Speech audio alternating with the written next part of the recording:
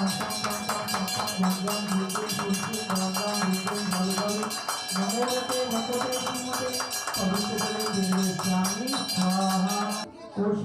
राजीव जी, सपना जी, तनुश्री आस्था भोपाल, साथ में श्रीमान अजीत कुमार जी जैन, उत्कर्ष जैन, मिस्टर निर्मल कुमार जी जैन। ओम ह्रीं क्रोम पापम खंडे खंडे जय जय ध ध पच पच पाचे पाचे ओम नमो झम झिम श्रीं हम स जब हब पह छाम छीम छुम छे छो छम छ श्रीं राम ह्रीं भ्रूं ह्रें ह्रों रम रह द्राम त्रीं द्रावे द्रावे नमोरते भगवते श्रीमते ठ ठ अस्माकं संत श्रोमणी आचार्य गुरुवर विद्यासागर जी महामुनिराज समस्त संघाना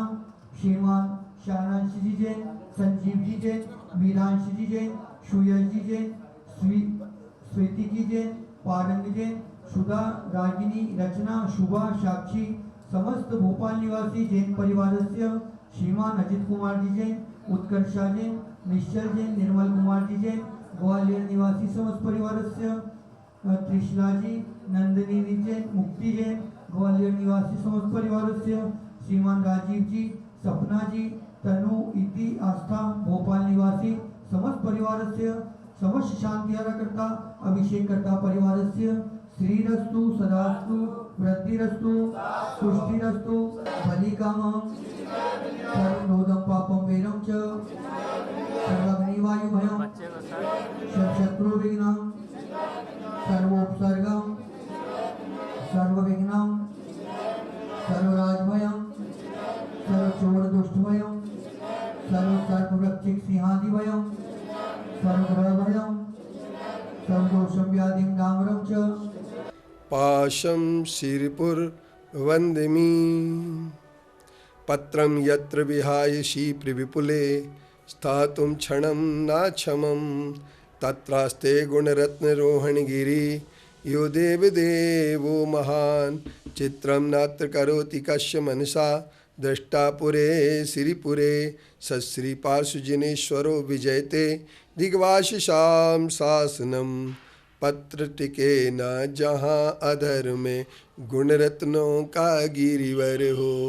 कितना विस्मय किसे नहीं हो चलो देख लो श्रीपुर को देवों के भी देव पार्श्वजिन अंतरिक्ष में शांत रहे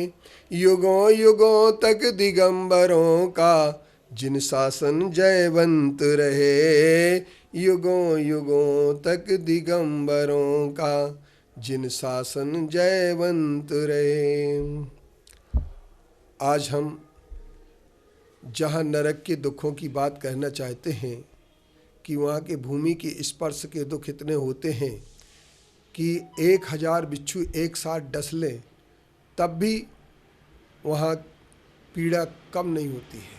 और एक बिच्छू के डसने का करंट जो होता है 440 वोल्टेज करंट जैसा होता है और 1000 अगर बिच्छू डसेंगे तो उसके करंट की बात सोचें। और वहाँ की नदियाँ जो होती हैं वो जो नदी होती है उस नदी बैतरणी नदी के नाम से जिस नदी में खून पीप मद आदि होते हैं उसमें भी नहाना पड़ता है। इसके बाद भी वहाँ पर एक सेमर तरु होता है जिसके पत्ते गिरते हैं शरीर के खंड खंड कर देते हैं।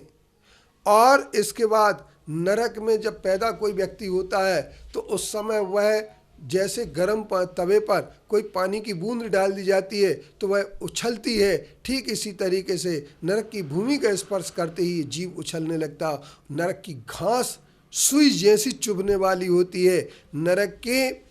अंदर भूख और प्यास, ठंड और गर्मी के भी दुख होते हैं। जहाँ की गर्मी इतनी होती है कि सुमेर पर्वत वाला लोहा गल जाए और इतना बड़ा नमक का गोला ठंड के कारण से गल जाए। और इसके साथ वहाँ पर नरक में खाने को कुछ भी नहीं मिलता, लेकिन भूख इतनी तेज लगती है कि 3 लोग का अनाज भी खा ले तो भूख मिटने वाली नहीं होती है। और इसी तरीके से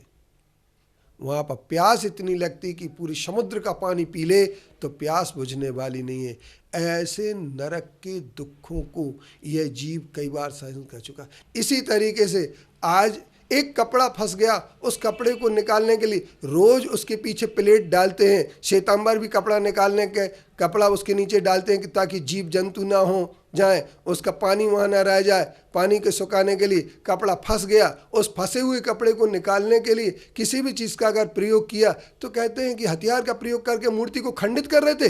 अरे पापियों, तुम लोगों के लिए सिर्फ झूठ बोलना ही आता है और तुम झूठ बोल करके सिर्फ समाज को भड़का सकते हो, लेकिन तुम सच नहीं बोल सकते हो, क्योंकि तुम्हारा जन्म सच बोलने के लिए नहीं, तुम्हारा जन्म झूठ बोलने के लिए हुआ है।